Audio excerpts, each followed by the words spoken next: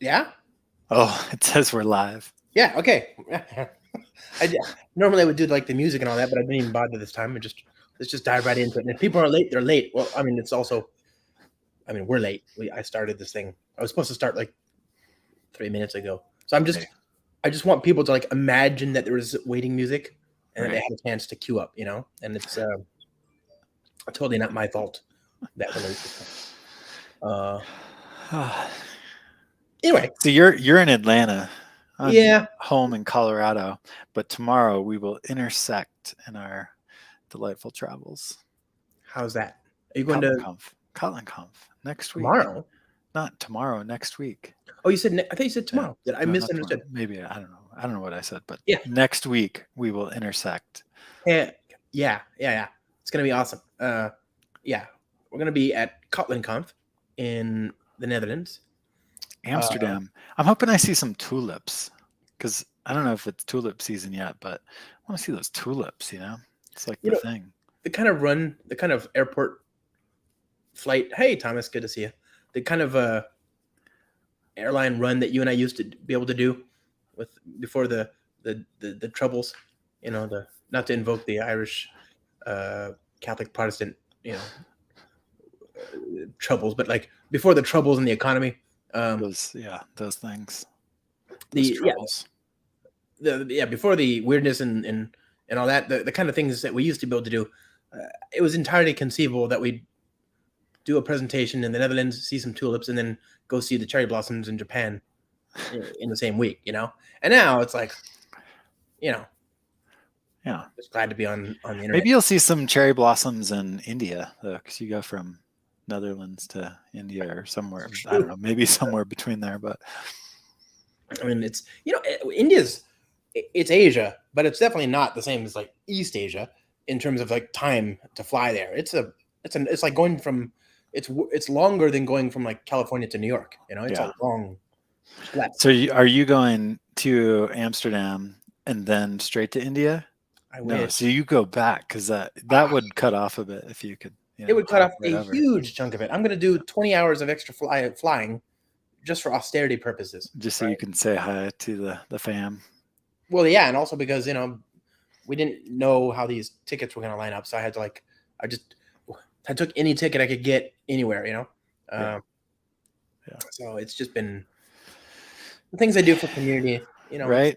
It's because we love these developers that we get to hang out with. Yeah. I remember Simon. You remember our friend Simon Maple. Yeah. I didn't mean to put it like that. He's still very much alive. I didn't like. There's no reason you shouldn't remember him. Yeah, I don't remember him. Yeah. I know him, Simon Not like- Maple. It's not like it. It's not like he faded away or whatever. He's still awesome, and Yeah. he's over there at Snick doing cool snicky things, and Sneaky Snick is also the things. sound that Wolverine's claws made Oh, when he Snick. popped the claws. There's that Yeah. sound. Huh. And I always thought about Had that. no idea they named the company after that, but I don't think they did, but they should have. they Anyway, should. so Simon Maple put it best years ago. He did a tweet, and I wish I could find it. Whatever. It's something like he was just drinking this miserable hotel coffee and it had spilled or whatever. And it was something like, they say travel is going to be so glamorous, and he was kvetching. He was moaning about how he had miserable hotel continental food and crappy coffee, and it was exhausted, and you know. I think about that a lot because if you're just kind of in the slog in going through the muck of like getting from point A to point B, that's no fun.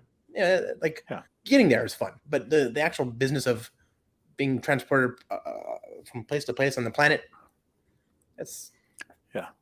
yeah. It's funny because I remember I was on a flight like kind of early in my Adobe evangelism days, like when I was, just getting started with the regular business travel stuff. And I don't know if I was frustrated or somebody else was frustrated or whatever. And there was this guy sitting next to me, and he was just happy as a clam. You could tell he was a business traveler. And I was like, how are you so happy? Yeah, stop He's it. like, after a while, you just get numb to it. And then you just relax into the chaos and the uncomfort of travel.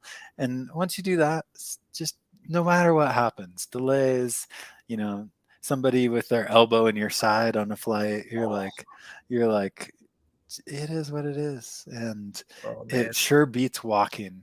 It sure beats walking. Yeah. I mean, I'm sure you've seen the Louis C.K. thing on you're in a chair in the sky. Such a Yeah. good bit because It's it's a like miracle. he's like, back in the day we would have been in a covered wagon, like half of us would have died on the way there, and now we just get on a plane and go anywhere in the world. Yeah. And That's it's pretty true. amazing. Yeah, it is a freaking miracle. And now we have Wi-Fi most of the time, and it's like It's ridiculous. Yeah. Yeah. Heck yeah, that's a great point. I had. Do you remember the days when we had status? So I don't know about you, but my status has died. And so I luckily somehow got 1K again. So I'm still 1K, but that's not yeah, status. yeah. I'm talking about like global services, the good stuff where I they know, treat you yeah, like they really. care, Yeah. So I have the 1K, and that's, they don't laugh at you directly when you ask to be upgraded. Right. Yeah. Wait until you hang up. That's the status you get there. Yeah. After you walk away, they snicker. Yeah, exactly. It's like bottom of the list. But no, I have 1K, and are you a 2 million miler? I'm close. I'm like 150,000 miles away. So at my current rate, that's going to take a while. Yeah. But I do hope to get to 2 million in my life. Because then you'll be like platinum forever, right? Like that'll be platinum forever. But then I'm going to be like, I should get to 3 million, so I can be 1K forever. I want to be 1K forever, but that's I'm gold forever. I'm a 1 million miler as of like years ago. I got it like a year and a half or 2 years before the pandemic, and so I was making good progress, and then bupkis, Bupkis. And for people who don't know, million milers, it's not that he and I have flown a million, because that's easy, right? A million miles when you're flying at any kind of 200 to 300 rate that a we year. Yeah. But yeah, that's easy. It's a million only on United. Yeah. Right. That's what they're asking is like, have you gotten a million miles only on United? Which is, if you're like you and I were doing, like China and India and all these places, all around the world, man, Japan, Netherlands and all that stuff. That's not all United. That's all like partner. Oh, I would like almost always do United just for the status thing, which was sometimes significantly more expensive, but I mean, like, let's say you got to like France and you need to go to like Germany. There's no United flight there, right? You're definitely missing out on those partner jumps. Right. And those are huge. And those a lot of times, especially with our trips, like you go out and then you connect with you have a bunch of things in a row, so you wouldn't go home. You just stay out, right? Yeah. And all that was like invisible to your 1 million miler goals. Yeah. True. So it's a lot harder than it sounds. You think it'd be easy, but it's painful. Yeah. So yeah, you're saying you got 150,000. That'll be a stretch, especially at the rate we're going. Yeah, exactly. It's gonna be well. Anyway, we're gonna be next week, Kotlin Conf. We're gonna be there. Kotlin Conf. Yeah, taking United, I think. Yeah. I'll be on United. I got a direct Denver to Frankfurt flight, and then a little hop from Frankfurt over. But Denver, Frankfurt on United, it's amazing. That's most of it. Yeah. And some I think I got Premium Plus, like I said, on one of them, and that's enough to stretch my legs out at least. I'm shorter than you are by a lot, so for me that's okay. I don't envy the talls, but I'm gonna go to the Netherlands. I'll see you. I haven't been there, and I don't think I've been to the Netherlands in. I got to go to Amsterdam like 2 or 3 times last year. It was great because there was just like, for some reason, most of my travel last year, which wasn't a lot, but most of it was to Amsterdam. I was like, sweet, they're great. Sign me up. Yeah, it could be way worse. Yeah. There was like, I don't remember what the conference was, but they had a speaker dinner on a boat going through the canals. It was delightful. Oh, yeah, that's dope. I want to do that. That sounds like a good old time. Isn't KubeCon sometime soon? When's the next KubeCon? Do you remember when you and I would do demos and you were like, hey, let's use Google Cloud Run, and we'd all laugh because it was good. But now we're like above the stack a little bit. Okay, so 18 to 21 April. So in theory, if you and I wanted to like prolong our stay an extra minute, it's like a couple days after. Yeah, I'm going straight from Amsterdam to Texas for a little family trip. So that sounds like fun. Yeah. go hang out with the That fam sounds in like a lot of fun. Texas. They're in Austin, so yeah, that'll be I nice. love Austin. Yeah, good You know, time. have you been to Laurel's? I don't know. What is it? You know Franklin's Barbecue, right? Yeah. Famous. One of the Franklins. Maybe it's the Franklin. I don't know. One of the same proprietor is a co-owner, whatever, of this other restaurant called Laurel's. Okay. So they have like some of the same barbecue without the crazy long 5-hour queue, Nice. and they have like amazing drinks, and Nice. it's got an Asian theme, so there's like more spicy food and Ooh, stuff. It's delicious. yum. It's the Sounds same delightful. barbecue, Nice. same experience, much easier to get into. Nice. Yeah, and more restaurant, less smoke pit. You know what I'm saying? Like it. Yeah. Oh, it's so good. It's a life hack. You're welcome. Just thank me later. Awesome. So good. Thank you. Yeah. So Kotlin Conf next week. It's gonna be, oh man, there's so much going on. I've been organizing Google's presence at the conference, so there's a lot of pieces to that, which has been fun, and it's gonna be great. There's a lot of cool stuff to show. So. Well, so this is it. And then I've got 2 talks back to back on Thursday. So your and I's, and then another one. You've got a good one, and then you got ours. What's the other one? So we do ours, and then after that, I do one on. So Kotlin multi-platform is that way to take Kotlin apps and run them anywhere. And so on the Android side, they have added some support for Kotlin multi-platform, very experimental and stuff. But so there's a talk on kind of just the challenges with doing multi-platform, because you're compiling to Objective-C for iOS, and so there's some things you got to get right, and then you still have Java when you're on the JVM or on Android, and so there's some API challenges that you got to get right there. And so anyways, that's the second talk. I'm just co-presenting that one, and I'm not the expert on that, so your voice is already faltering, so I know, right? Have some water. Okay, so that sounds really cool. The multi-platform stuff is super important because obviously Kotlin is a wonderful language and I love it on the JVM, and I've been told, nobody's confirmed it, but I believe, think of me maybe as a conspiracist. I don't know. A conspiracy theorist, whatever.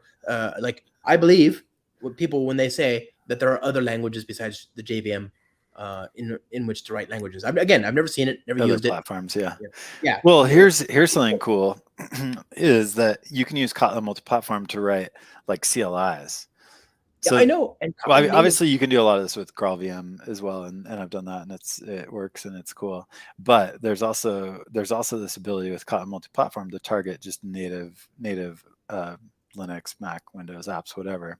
And so I played with that a bit, and it's pretty fun. It's pretty fun. Yeah.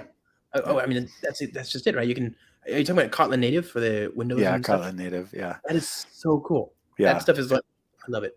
And then your buddy Sebastian Deleuze just showed off the Kotlin WASM stuff at WASM.io last week. That's really interesting. There's some really fun stuff happening there too. So okay, let's talk about that in a second, because I want to like this. Okay, first, actually, we just got a question. Do you know from Thomas? He's awesome. He's asking, James, do you know? Here, let me just put it on the screen. James, do you know if there is a way to compile a Kotlin file inside of a normal Spring Boot application into JavaScript at build time? At build time. Kotlin file inside a normal Spring. So the challenge with Kotlin multi-platform is that it has to be all Kotlin all the way down to be able to take advantage of Kotlin multi-platform. So what you can do is take just your Kotlin code and compile that down to JavaScript or WASM or whatever target you want. But because Spring Boot is written in Java, there's not a good way to take that particular piece of dependencies and have them be compiled down to JavaScript. There is some tooling out there from Google actually that does this Java transpilation to JavaScript. It's called J2CL, Java to Clojure. Clojure is not the JVM closure. It is a like subset of JavaScript, And so I think I've seen actually some experiments of people doing things that way. So I would say technically possible, but maybe some challenges around that. In Kotlin multi-platform, there is this cool way where you can take your what's called Kotlin common code, the code that is portable across all the platforms, and then the places where you then touch down into like native code for whatever native means on the platform that you're targeting, you can say, all right, those pieces, I'm going to basically define a common interface for those, and then have the implementations be implemented per platform. So you and I, if you remember at Devox in our talk, we actually showed this where we were taking a piece of Kotlin common code and we were reusing it in a Spring Boot app and in a Kotlin JS app.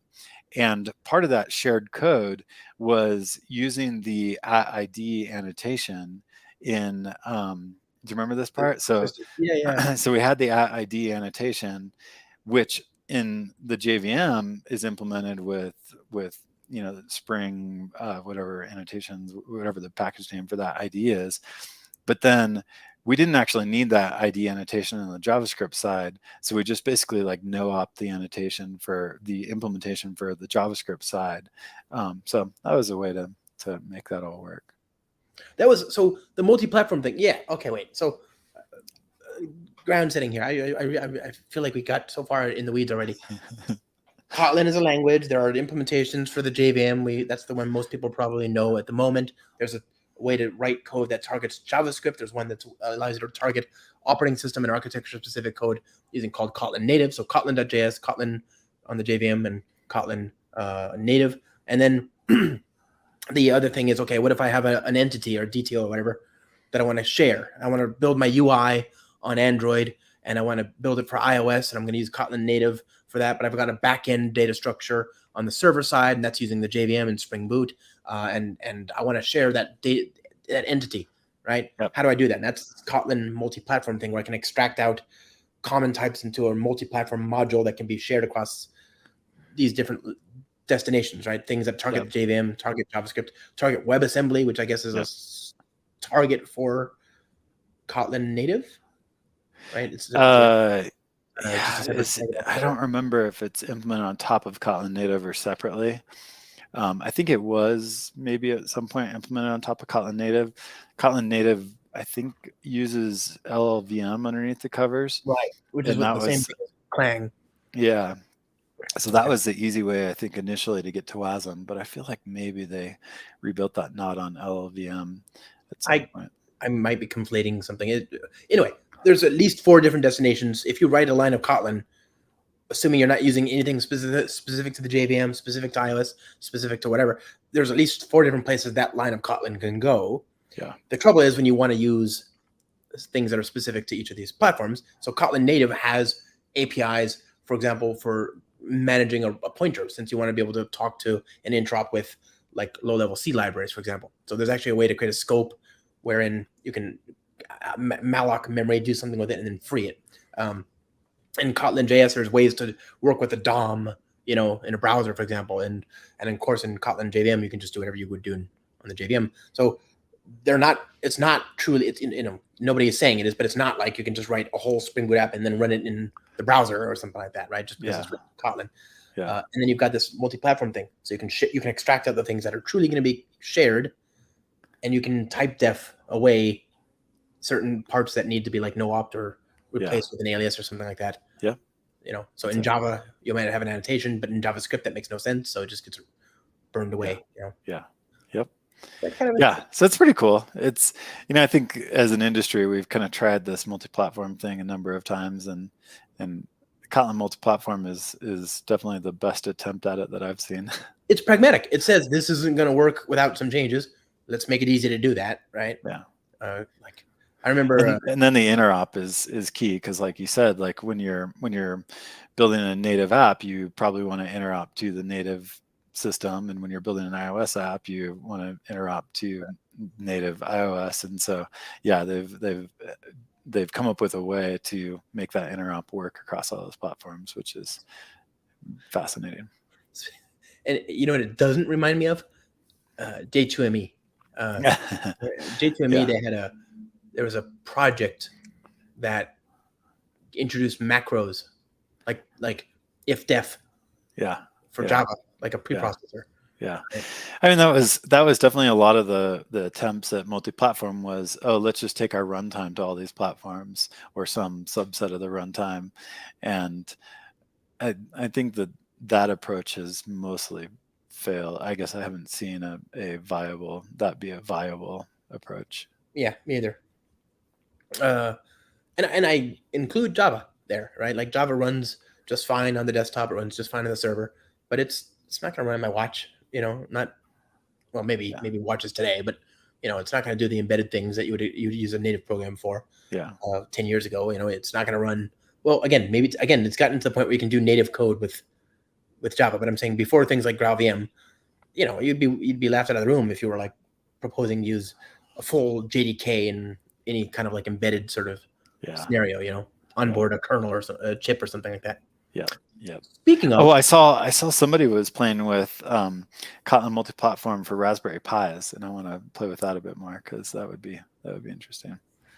so is the idea that so I don't get it. I can run the full JDK on the Raspberry Pi. Those things are borderline overpowered, but, Yeah, but just think if you could be native, yes. right? Oh, because it's ARM. Is that the idea? It's like a I mean, different. you just target native Raspberry Pi instead of having to have the runtime shipped. Right. Oh, that's it. Okay, so that's the thing. Kotlin native is to me a better, like if you were to reach for C or Go or Rust today, if you wanted to build a CLI or talk to POSIX kernel calls, whatever, directly, you might reach for those languages, but you could more readily and more naturally reach for Kotlin native. Yeah. Right. Exactly. Yep. I lost weeks building something that I built a Nautilus. On Linux. Nautilus, the old browser, the KDE browser, that Nautilus. Yeah, but not the web browser, the window manager or something? Window Explorer, Windows Yeah. Explorer file, Finder. Yeah. Oh, Nautilus. That's right. Nautilus is the file explorer. The Right. file. I built a component that sat as a widget embedded in that. Right. Whoa. And QT? Is that QT? It was it was, and they have G objects. Yeah. No, I'm thinking of Nautilus is GNOME, right? So. Oh, you're right. Nautilus is. I was thinking it was QT and KDE, but you're right. It's GNOME and all that whole thing. Yeah. So they have this thing called G objects, which is basically C, but they have a convention and some preprocessors so that you can think of these structures as objects that have method-like things, whatever. It was weird. Yeah. And you had to work with that. And I was just, today I'd try and figure it out with Kotlin native. It's, I think you and I generally want to be as highly abstracted away from the pain of things as we possibly can. I think some people like the pain of, that low level stuff, but I'm not a masochist or whatever. So I like to work in these high level languages, and ideally I would work in an even higher level language, maybe like ChatGPT, and just have ChatGPT or Bard, like I just speak natural language, and then have that be my abstraction layer over all the you're gonna become a prompter stuff. Prompt engineering. Dude, I've been exploring this stuff, and so good. It's crazy. So we're writing this Scala 3 book, me and Bruce Eckel and our friend Bill Frazier, and it's been really fun. But we started exploring ChatGPT, and we're like, can ChatGPT just basically write this book for us? Yeah. And so we're like, ChatGPT, write a Scala Zio example of a race condition.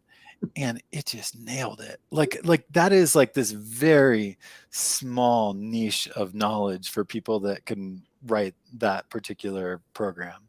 And ChatGPT just nailed it. We're like, oh my God, like saved you a day. And it's not, it's like, is it the whole book? No, but it's tangible. Yeah. You keep doing that and you're saving weeks at some point, Yeah, exactly. The example that blew me away the other day, and I've talked about it, I think, a number of times just last week, so forgive me if I repeat myself, but I wanted to parse some JSON. I had a structure with a pre-built structure. I was like, I got to write some code to convert that to like Java objects. And I wanted to go to bed. So I was like, hey, ChatGPT, here's a JSON structure with some data. Write a Jackson parser for me. Yeah. And it did. And I was like, well, it's just, how did you do that? It's not like there's no kernel of, it doesn't understand even what a JSON parser is. Yeah. But it can formulate something that actually works for you. And it did work. I just copied and pasted it, added the imports that it, maybe it gave it to me. I just didn't see it. I just took the code that did the actual conversion. Yeah. And it worked. First go. I was like, okay, well, that's at least 15 minutes of dumb code that I don't have to write, Yeah. So good. Then there's this whole other level to this whole thing, which blew my mind even further around this, which was some crazy Scala developers came up with this way where you define your like Scala program, and then you expose kind of an API to that program. And so let's say that part of your API is get customers or something like that. Okay. So then what if you, instead of exposing the typical like REST endpoint to that thing, what if you expose a natural language interface to that thing? And so they actually feed in essentially the API to ChatGPT. Then the way that you interact with your API is you say, I need to get some customers. And it then maps the natural language back to the API call that makes sense to do that, and calls that API in the Scala program. Is that the new ChatGPT plugins? No, it wasn't even through ChatGPT plugins. It was just this like crazy. It was using Scala macros and all this wild stuff underneath the covers. But it's like maybe we get to the point where we don't actually have to conform to the strict API definition as we think of it. We instead just natural language interoperate with a remote API. And it's like, whoa, that could be pretty wild. And by the way, you say natural language. I'm an idiot, so I thought natural language meant English. I'm learning Chinese. My teacher, my tutor, I said, please, could you try writing? Because I don't know how to read and write. I'm just learning to speak. Yeah. And so I asked her, could you please write something interesting, ask a question of interest to you, and use the characters, It responded flawlessly. Yeah. It was, so you can imagine all around the world, just being able to get answers from these computers, Yeah. Oh man, it's wild. It's ridiculous. Entering a new era. It's pretty fun. Getting close. I mean, technologically, we're as close to Star Trek as ever. I feel like, in terms of how we treat each other on the planet, we're as far from Star Trek as ever. As maybe AI could fix that problem. Yeah, if you have infinite access, infinite abundance, and so much of the strife related to want and need goes away. But it's gonna be weird. It's gonna be a bumpy ride getting from here to there. That's all I know. So I'm gonna hold on to my AI as long as I can. And there's even now like people trying to, because it's not open, right? The model for ChatGPT 4 is not open. So I see there's even people like trying to reproduce it. Right? Yeah. My understanding is that people actually have a sense of how to get there from ChatGPT 3.5, which was open. Yeah. They just need to do it, and it's and there is an open source model that is kind of similar to ChatGPT. Yeah. I saw some of those. Yeah. So yeah, it's a good time. It's fun. I want to see what happens. I want to see what happens when I can start. Like imagine an Alexa skill, or a Siri or an Android thing, where you can just you're talking to ChatGPT. Like Alexa is great, but I don't want to talk to Alexa. I want to talk to ChatGPT. Give me text to speech there, or a speech to text. And it's pretty fun to watch. I've got a 5-year-old and a 7-year-old, and they interact with Alexa and Google Home and Siri and all that, and they get so frustrated because those assistants will not understand what they're saying. What I need to do is somehow get them interacting with ChatGPT, because I think that the words that they're saying would make sense. Totally. Yeah. So right now, if you wanted to write an Alexa skill, those live on the cloud. Those are like APIs, basically. You can write that with Spring. If you wanted to write an Android Home, whatever, Google Home Pod thing, is that what it's called? Google something, whatever. That thing that they have that I'm sure is great, but I don't use anymore. That thing, for the moment, it's hosted in the cloud, and it's available to people with the home thingy and on your Android device. Yeah. But apparently they're moving it so that it's more like, so it won't be available on the home thingy soon, right? You won't be able to do hosted, and it'll instead have to be an app deployed in your Android device on your phone, for example. Like it'll be installed in that way, which is very similar to the way you write a Siri integration, right? So for Siri, I didn't say my phone just pumped up. That is more like you install an app that has a user interface based on voice, right? So it's an app. It runs in that same paradigm of download me, install me, and then interact with me with some of the inputs that you are given. In this case, not touch, but voice. So what I want is just somebody to write, maybe with Kotlin native, wink, some sort of like universal, ChatGPT me thing that lets me do iOS, Android. Yeah, and provide just one API that then gets wrapped with ChatGPT or whatever, and then can work with all the assistants.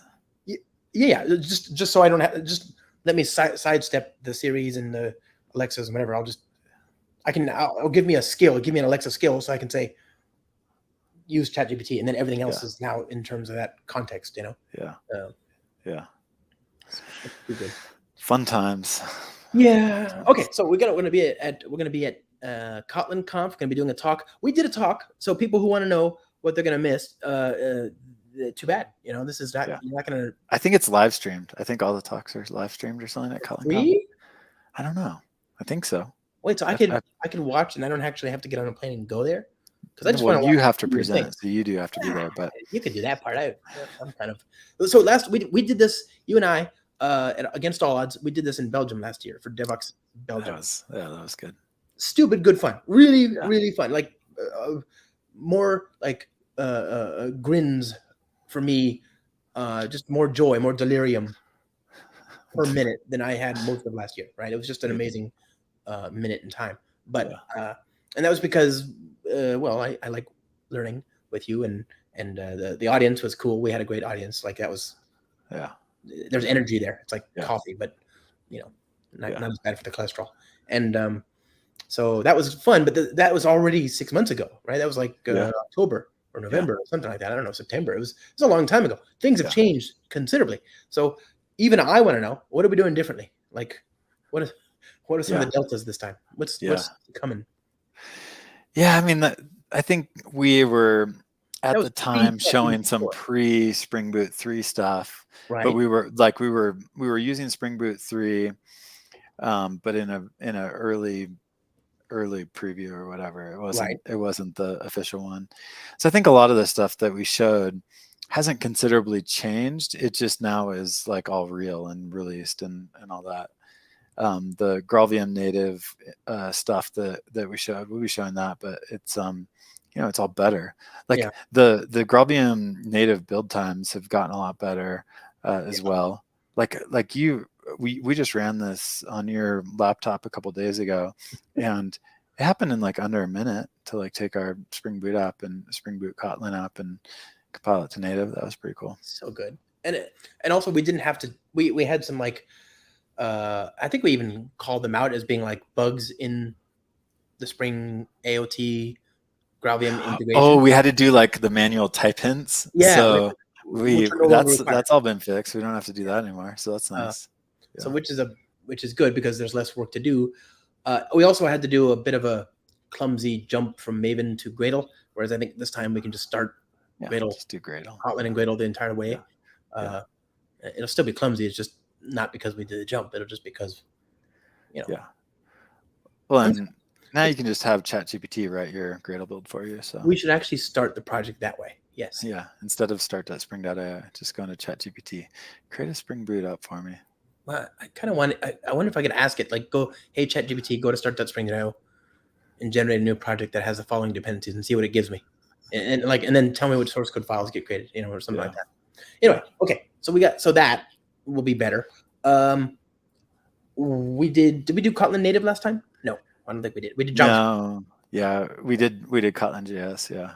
Okay, so Kotlin JS. So this time we may, I don't know, we'll see how it goes, but we may show Kotlin WASM instead of Kotlin JS, because so I was playing with Kotlin WASM a couple weeks ago just to kick the tires, see where things were at, and I was getting excited from what Sebastian was talking about, and so I created a Fibonacci, super basic Fibonacci example, and ran it both in Kotlin JS and in Kotlin WASM, and with no changes, it was 3 times faster in Kotlin WASM.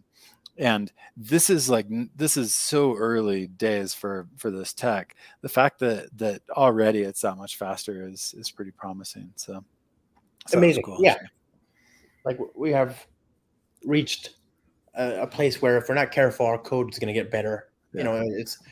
It used to be with Gordon Moore. By the way, rest in peace. That was kind of sad. He passed away. The Gordon, Moore's Law, right? Okay. Huh. Actually, it's been a bad few months for tech people. Gordon Moore, and then of course our friend Bob. Yeah, so sad. Bob Lee. That's lost some good people. Yeah, seriously. But anyway, it used to be Moore's Law. You just wait 18 months and computers would double in processing power. And now it's it doesn't happen that often that you get a huge manifold leap in speed for hardware. But the software is just getting so much better.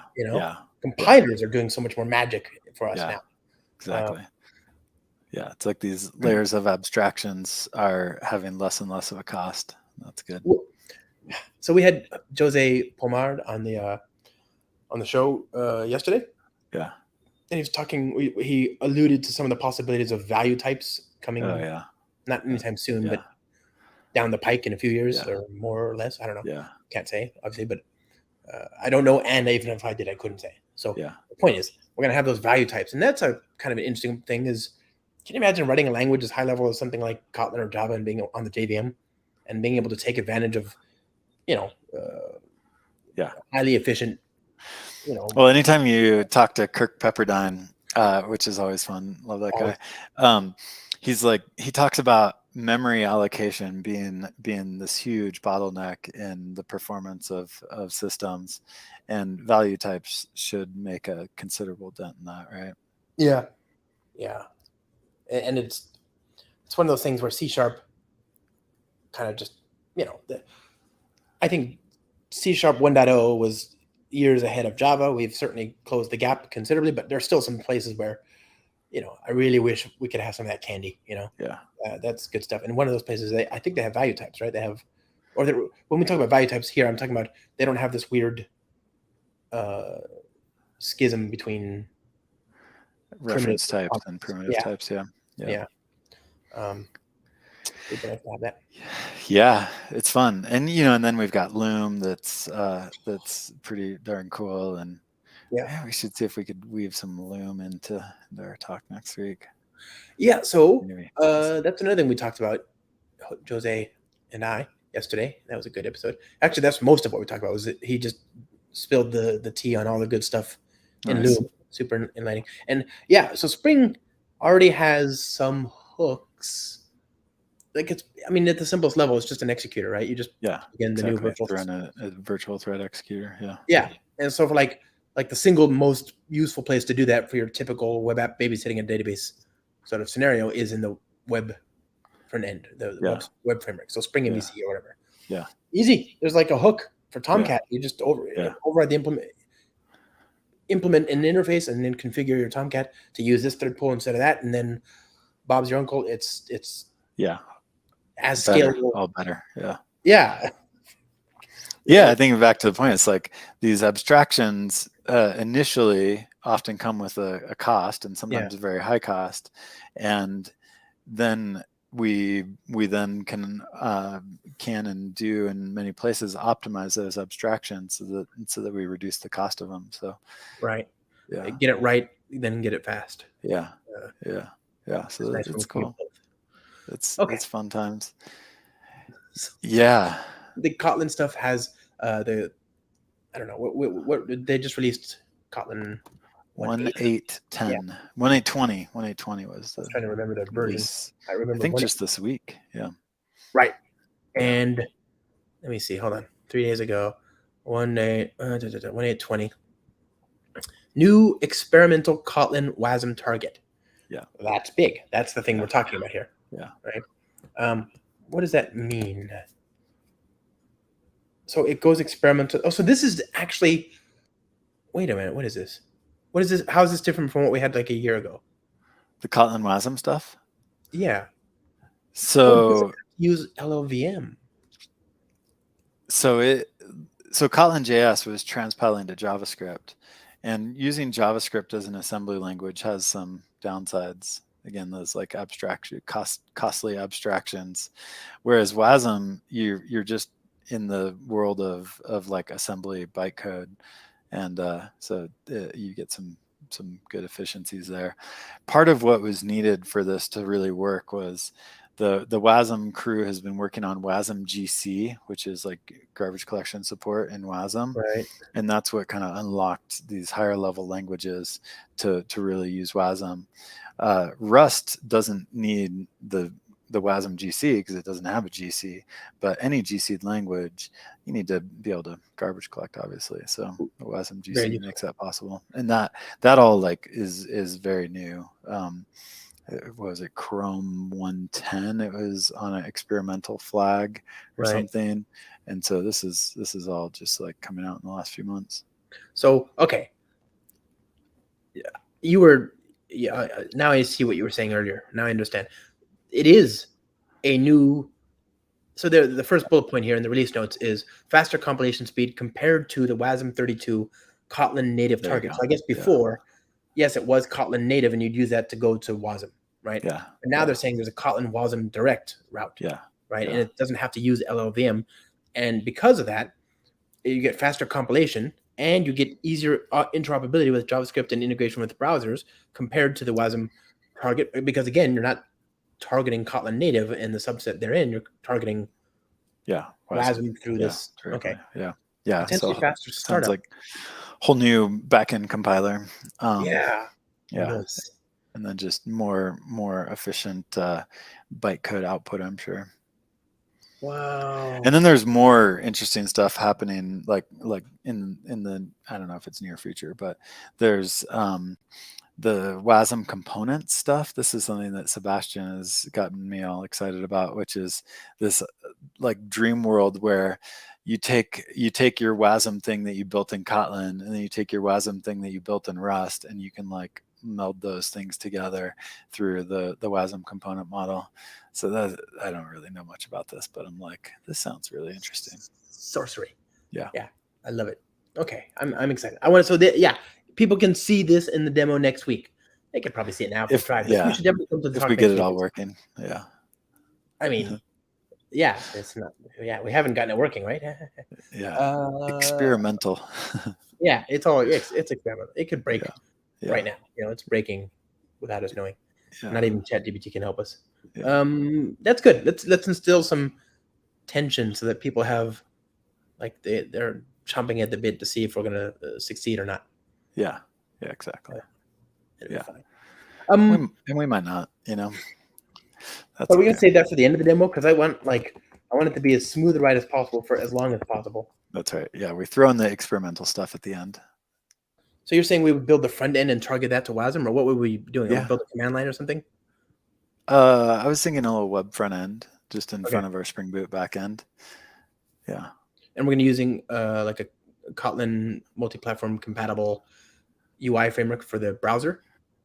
Just the DOM. So it's not very sophisticated at this moment, but we'll just throw some stuff on the DOM. Okay. I can do that. Actually, can you wait? What is it? What happens if I do window.fetch? That's exactly what I'm doing in the thing that we're working on for next week. It's window.fetch. So it works? Yeah. Well, yeah. Does WebAssembly know about window.fetch? Is I guess what I'm trying to say? It does, because there's a bridge from WASM to JS. So. Oh, cool. So I can link to those types in my, so do I get like full IntelliJ IDEA support here? Like if I, Well, you're living in the world of Kotlin, and Kotlin WASM has the DOM and JavaScript interop APIs built into it, and so you have a window object that has a fetch method on it, and so yeah, you just call window.fetch from Kotlin. So then it's just all Kotlin that you're editing, and so you get all the wonderful things about Kotlin there. Yeah. okay, so how do I do? It's all very early, and like there's a lot of unpolishedness to it at the moment, Right. but you know you can see the writing on the wall. It's going to get better. I see. So we've got, okay, so IntelliJ IDEA 2022.2.x, 2022.3.x, and 2023.1.x all support 1.8.2, which just came out a few days ago. Yeah. And you'll see, we'll all see, including me, all of this stuff on our laptops, maybe even working next week. Maybe even working. Yeah. Yeah. At Yeah. Conf. Yeah. It's gonna be great. And there'll be, I think Sebastian's doing a talk on Kotlin WASM specifically, and he'll show his Not at the same time co-WASM as us. project. I hope not. Yeah. I don't know what time it's up. I'm gonna go watch. I know, right? So we'll give people a little taste, and then they can go to Sebastian's talk and see all the good stuff. Would you say that our talk will serve as a springboard? Always. Yep. Okay, good. Yeah. Yep. It's gonna be fun. I don't know. I'd say we're gonna boot people into the world of Spring and Kotlin. Yeah. So wait, actually, we're gonna show coroutines because that's magic, and I love coroutines. Yeah. But so why would we show Loom? Yeah, maybe not. So one of the things that people from JetBrains have talked about, I don't know what the real plans are, but there's a possibility that if you write your Kotlin code with coroutines, then at some point there could be Loom support where it's actually backed underneath the covers by Loom, and so you get all the advantages of Loom, and it should transparently swap out. I don't know. I think that's what they've talked about. So, and then there's platforms where Loom doesn't exist. So like Kotlin multi-platform, if you're running on iOS, you're not going to have Loom, obviously. And so coroutines can isolate you from that piece. So you write to coroutines, and then it'll just work on the JVM. It could use Loom, and then on iOS it'll do whatever it needs to do on iOS. So I think, coroutines is, I think, still interesting in the world of Loom for a variety of reasons. But what we show, I'm not sure what value we would have there, because you and I like we don't do anything blocking anymore, and so it's so we've already assumed the benefits of not putting threads in wait states. Oh yeah, I mean that's actually been one of the really nice things about this whole. I mean, you were there a full half decade or more before I, certainly, but one of the things about this move to reactive over the last since 2011 was that we've already had to change our code bases to remove anything that would have been not great in the context of a non-blocking application. We didn't have a lot, but there were certain places where we might have had like a synchronized block around IO, for example, or whatever, things like that, where you're just like, okay, that's not conducive to moving the things along. So that the Spring writ large, we've already found, identified, and fixed whatever bugs there were related to this kind of stuff. So it's already Loom ready. Exactly. Good stuff. And I think one of the things that we've seen talking about reactive for years is that there is a hurdle to going reactive, and whether that's using like the Reactor APIs or even coroutines, it's like you're entering this world of concurrency and things not happening sequentially, and so I think for me, Loom and coroutines kind of make reactive accessible to a lot more people, where they can go reactive but not have to learn what a monad is. But does Scala have coroutines or something like it? Async await? It doesn't really have that. What they've done instead in the world of Scala is they they will build libraries that do this stuff on top. So my favorite Scala library lately is Scala Zio, and Right. Scala Zio it gives you that reactive programming model, but it's based on monads, which are a construct on top of whatever on top of your actual whatever's underneath, and so. I think it's cool because you can do all sorts of fun stuff with monads and all that. But I think it's maybe not as accessible to everyone. I mean, like our viewership just dropped in half. You said Right monad. now, I said monad, and everyone's like, "See you later." Yeah. No, Yeah. I mean, okay. But I guess what I'm trying to say is does it still feel like you're doing something asynchronous when you write code in Scala?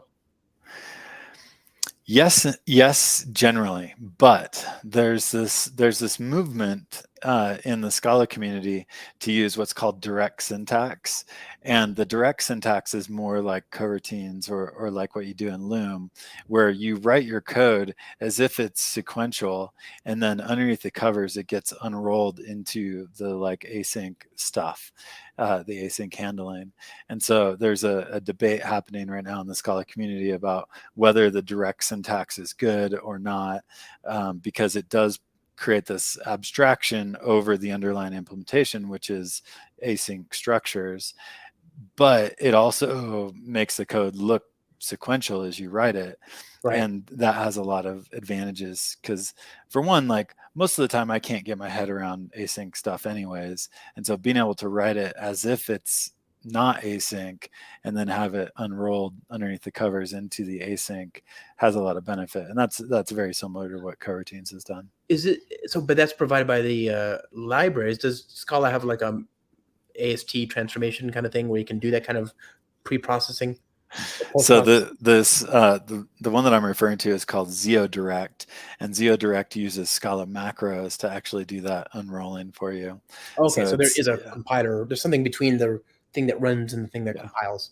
yeah, Okay, yeah, or the source code. yeah, Cool. Yeah, that's yeah, nice. yeah. So just last night, we for our book club, we're writing our Scala Zio book.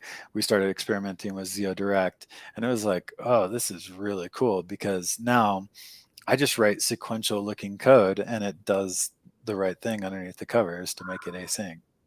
And it's transparent to the user. They don't have to like start a scope or something like that or whatever. You do have to wrap your sequential calls into a scope, and Okay, it's that's fine. Same with code. there's some ergonomics to it that are not like you're not writing exactly the non-async code, um, like with so you've read the blog on the colored functions thing, The and stripes, yeah.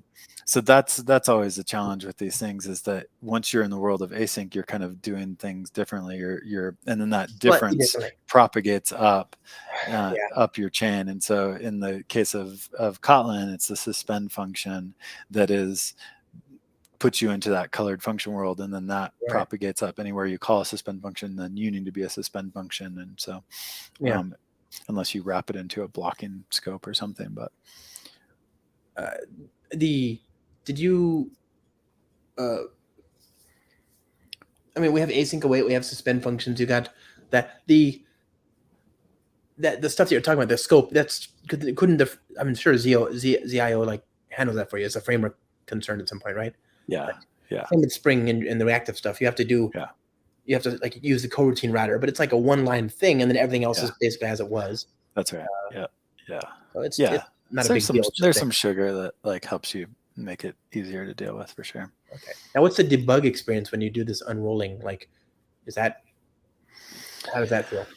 Like, what's the break? Am I There gonna get can be like, some the run challenges thread? there. Like anytime you're debugging async code Yeah, and you've lost your stack, like yeah, so it's there's some challenges there, but I think it's one of those things where it's just that abstraction will the problems with that abstraction are just getting better all the time. So yeah. Well, and at least you can grapple what the program is supposed to do because you can understand it more readily because it's linear. yeah, So even if your exactly. IDE debugger isn't as good as it might have been with strictly imperative code, at least you know what went. You can look at it, like assuming the unroller is working correctly, which we have no reason to think it wouldn't. We can at least grapple with, okay, this code is supposed to be doing this, but we actually wrote it and looks like it's doing that or whatever. Yeah.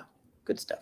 Yeah. Does Kotlin have a macro AST system thing? Not like Scala has. Scala. So or Groovy. I'm really I'm really impressed with the metaprogramming model that Scala 3 did. And one of the fascinating things about it is that Martin Ordersky has had like many postdoc PhD students trying to figure out what the right model for metaprogramming is, or a better model for metaprogramming, for like years and years and years. And I think Scala 3 really nailed it. They've done a lot of really good things around metaprogramming. So Scala 3, I think, is the shining example of how to do metaprogramming well. In the world of Kotlin, you can do a compiler plugin as your like base level of how you would do that type of metaprogramming, and then there's some higher level APIs on top of that that are compiler plugins, but then give you a nicer interface. So the one that I've used and worked with a bit is called KSP, Kotlin Symbol Processor, and that one you can't. As far as I know, you can't reach into like method bodies, like the AST, the method bodies, but you can get information about the methods, their parameters, their return types, the annotations on them, that sort of thing. And so Micronaut they're based on the older version of KSP called Capt, and I think that they're looking at moving to KSP, but those are all just compiler plugins for Kotlin that do that kind of metaprogramming. Capt is also what you use for annotation processing. Yeah, exactly. So Capt was the kind of initial annotation processor for Kotlin. Yeah, because it's got this weird. I mean, annotations in Java are weird. They don't feel like annotations in other languages, or rather, languages built on top of Java on the JVM. Yeah, it's like it can be completely interop friendly, but for some reason, and I don't quite understand why, annotations always feel like this bolted on thing, because there's something about the way they're reified. Yeah. On the JVM, it just feels weird. I mean, it's a whole other programming language, basically, like inside of a programming language, and so yeah, it's a whole nother world. A whole nother world. That's a song that should have been in Aladdin. Okay, on that bombshell, I think we're good. I think they're gonna kick me out of my hotel here pretty soon, so I need to like pack up. Yeah. And I want people to come see the talk, so we can't keep talking. Right. Can't give it all away. No. And there probably won't be any Scala in our presentation at Kotlin Conf. So at least you got that if you tuned in today. Yeah, that's right. No, the Scala talk was a bonus, and this. It's not that you didn't submit a talk for Scala at Kotlin Conf. It's just that it's just not going to happen. Yeah, not going to happen. You're James Ward. You're awesome. You're the product manager for Kotlin at Google. I suppose I should have told people that. Yeah, I get to do Kotlin stuff, so it's fun. Oh man. Okay. Okay. Good. See you next week, everybody else. Yes. Thanks for joining us. Yeah. Thanks for joining us, and this was fun. See you next week, Josh. Yeah. You're at James Ward on the Twitters, right? _ James Ward. Turns out James Ward is a common name, so yeah. _ James Ward. Which is a the underscore comes from the ActionScript days, because we would prefix kind of internal variables in ActionScript with an underscore. So I think that's why I chose the underscore. Still sometimes write Rhea Cowboy, Rich and I know. Rhea Cowboy. That was my first Twitter handle. That was a bad choice. I liked it. It was memorable. Stuck out, true. but it just didn't. I have the same problem you did, which is my name has nothing to do with my name. My Twitter handle has nothing to do with my actual name. You know, it's fine. All right. Yeah. Thanks, buddy. Appreciate you. See you next week. Safe travels. It's gonna be fun. Thanks. You too. Bye.